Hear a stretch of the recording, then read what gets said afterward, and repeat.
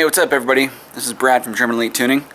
Today I'm going to show you how to replace your high side power steering line from the power steering pump to the back of the intake manifold without removing the intake manifold. This job's a little involved. You got to make sure that you don't break the spider hose that goes under the intake manifold to the back of the intake manifold. Since it is plastic, you can move it wrong and it'll crack. So you got to be very careful of that. Some of the tools that we'll need. You got a 13mm socket with an extension, 10mm socket, a 22mm socket, 22mm wrench, if you're able to get that on the head of the bolt for the banjo, and then a flathead screwdriver. We got some paper towels, gloves, power steering fluid, the 2 O-rings, and the replacement power steering line. So first off, I remove the Y pipe and the diverter valve on the passenger side, bank one side. Get down in here. So the line is right there, and there's the banjo that you're going to remove off the power steering pump. That line runs under the manifold all the way back to here, and it connects to this part of the power steering line that goes to the rack.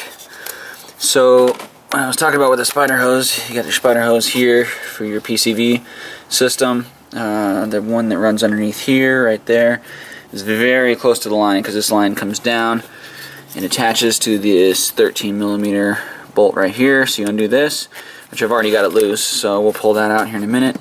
And then that runs under the manifold to the front and attaches to the power steering pump.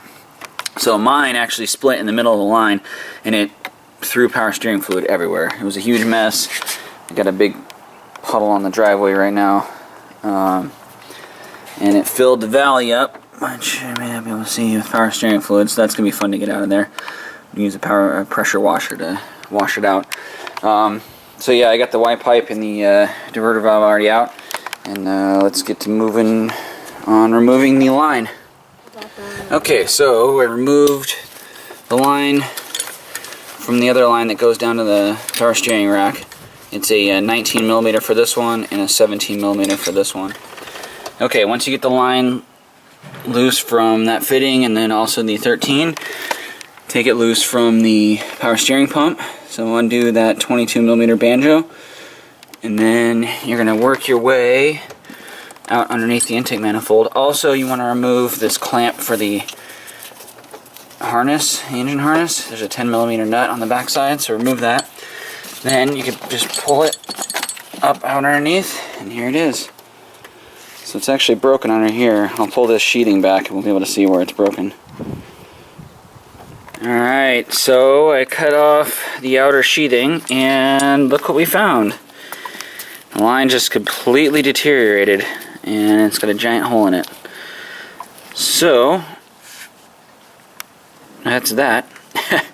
Alright, now we're going to swap in the new one right here and see how it goes. Okay, here's the new line. So we're going to fish it in this way. Start from here. We're going to go underneath the PCV hose and the hoses for the N75, which is right there, but the boost control hoses. So and then we're going to fish it underneath the intake manifold, and we're going to hook it right to that spot there at the power steering pump. Okay, well that was a task.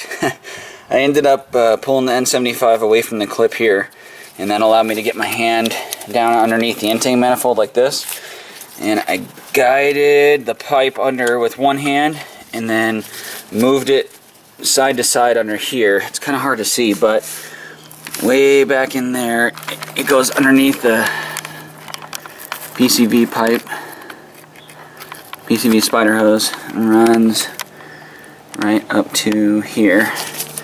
So it'll attach right there at the power steering pump. We'll get the new washers in and reinstall the banjo bolt and get it tightened up. Okay, so we got the new washer on the banjo bolt, and then the washer that's going to go behind the fitting on the line, so between there and the pump. I ended up needing to use a flathead screwdriver and get the old washer off of the pump.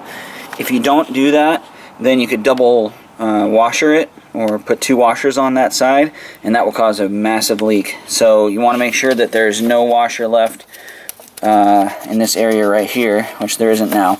So we're going to put this washer behind here, like this, and then we're going to fit the banjo bolt in it. Like this. Kind of hard to do with one hand. Let's see if I can set the camera down there.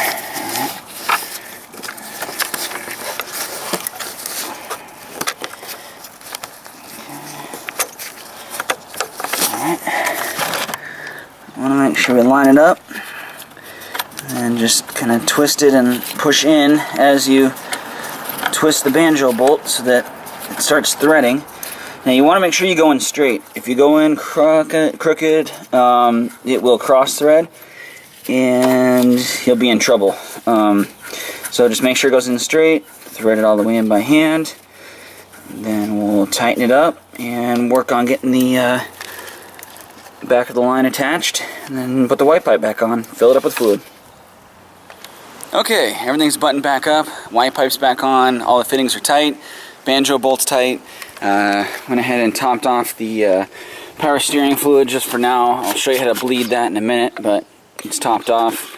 Now we're going to fire up the pressure washer and see if we can get all this fluid out of there.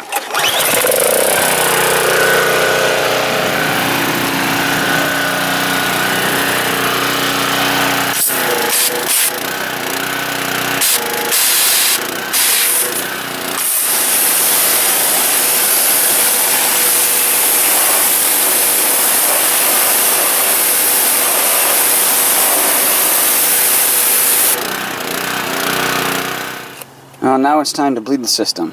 So first thing to do is to top up the reservoir to full, or just above full, just to make sure you have enough fluid in there. Best fluid to use is obviously the factory stuff. Here's the part number. You can also use CF4 power steering fluid. You can get that at most of the part stores, but I like using the factory stuff. So once you top that off, you're going to come in and you're going to move the steering wheel lock to lock 5 times each. So all the way left, all the way right, 5 times. I've already done it. Since it's on the ground, it's pretty hard to do. The best is to put up on some jack stands or on a lift. Go full lock all the way left, full lock all the way right, and that'll help to draw the fluid in from the reservoir.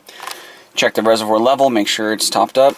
Then you go to try to start it, but you don't start it all the way. So you just do this and shut it off. Okay, what that's going to do is it's going to get the pump circulating the fluid. See, our level dropped a lot, so we're going to go ahead and add some more because we do not want any bubbles in the system. If we do, then we start cavitating, which means we draw air into the pump, and this power steering system is very, very difficult to get air out of the system. Okay, we topped the reservoir off, and we're going to try to start it again. Okay, shut it down, and we'll check our level one more time. And our level dropped again, so we'll top it off and repeat until the level doesn't drop anymore. Okay, once you've done that a few times, make sure the level doesn't drop anymore, then you can start it up. You get a little bit of bubbles in there, but you don't want a lot of bubbles. You can turn the wheel left and right.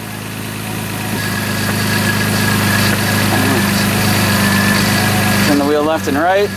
What that's going to do is it's going to help to bleed any air out of the system. And I don't think we have any more leaks. And check the leaks.